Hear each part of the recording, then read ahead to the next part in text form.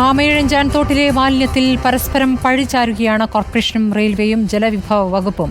ജോയ് വീണ ടണലിൽ കണ്ടെത്തിയതെല്ലാം റെയിൽവേയുടെ മാലിന്യമാണെന്ന വാദമാണ് മേയർ ആര്യ രാജേന്ദ്രൻ്റേത്. എല്ലാം മാലിന്യം നീക്കേണ്ടതിൽ കോർപ്പറേഷനും റെയിൽവേക്കും ഇറിഗേഷൻ വകുപ്പിനും കൂട്ടുത്തരവാദിത്തമാണെന്ന് മന്ത്രി റോഷി അഗസ്റ്റിൻ പ്രതികരിച്ചു. ആമയിഴഞ്ചാൻ തോട്ടിലെ മാലിന്യ കൂമ്പാരത്തിൽ വീണ് ഒരു മനുഷ്യനെ കാണാതായതിനു ശേഷമാണ് എല്ലാവരും ഉണർന്നത്. റെയിൽവേയും കോർപ്പറേഷനും ഇറിഗേഷൻ വകുപ്പുമെല്ലാം ഇപ്പോൾ സജീവമായി രംഗത്തുണ്ട്. വർഷങ്ങളായി മാറ്റാതെ കിടന്ന മാലിന്യം പേറിയ ആമയിഴഞ്ചാനിൽ റെയിൽവേ ഒന്നും ചെയ്തില്ല. കോർപ്പറേഷൻ വഴി ഒഴുകുന്ന മാലിന്യവും യഥേഷ്ടം വന്നു ചേരുന്നത് ആമയിഴഞ്ചാൻ തോട്ടിലേക്ക് തന്നെ.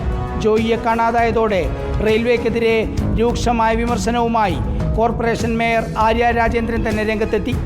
ഈ മൂന്നാമത്തെ പ്ലാറ്റ്ഫോമിലെ മാൻഹോൾ നമ്മൾ തുറന്ന് പരിശോധിക്കുമ്പോൾ അവിടെ നിന്ന് മാറ്റുന്ന മാലിന്യങ്ങളിൽ കൂടുതലും റെയിൽവേ അതായത് റെയിൽവേ സ്റ്റേഷനിലോ നമുക്ക് ട്രെയിനിൽ നിന്നോ കിട്ടുന്ന പല ഉൽപ്പന്നങ്ങളുണ്ട്. ഏറ്റവും കൂടുതൽ കിട്ടിയത് അത്തരം വസ്തുക്കൾ കൂടിയാണ്. അതായത് സ്വാഭാവികമായി ഒരു ട്രെയിൻ യാത്രയിൽ ഉപയോഗിക്കപ്പെടുന്ന സംവിധാനങ്ങളാണ്, കൂടുതൽ കാര്യങ്ങളാണ് നമുക്ക് അതിനകത്ത് നിന്ന് കിട്ടിയത്. എന്നാൽ മാലിന്യ നീക്കം റെയിൽവേയുടെ മാത്രം ചുമലിൽ വെക്കാൻ മന്ത്രി റോഷി അഗസ്റ്റിൻ തയ്യാറല്ല.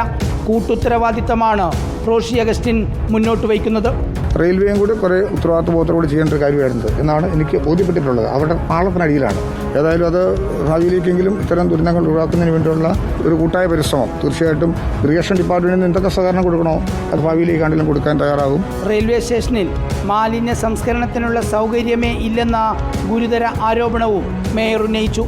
ഇതിൽ എന്ത് ചെയ്യാൻ കഴിയുമെന്ന് ഗൗരവമായി ആലോചിക്കുമെന്നും ആര്യ രാജേന്ദ്രൻ പറഞ്ഞു. പലതവണയായി കോടികളുടെ പദ്ധതി ആമയിഴഞ്ചാനിലെ മാലിന്യ നീക്കത്തിനായി മാറ്റിവെച്ചെങ്കിലും ഈ തോട് എല്ലാവരുടെയും മാലിന്യം പേറി തിരുവനന്തപുരം നഗരമധ്യത്തിലൂടെ ഒഴുകുകയാണിപ്പോഴും. റിപ്പോർട്ടർ, തിരുവനന്തപുരം.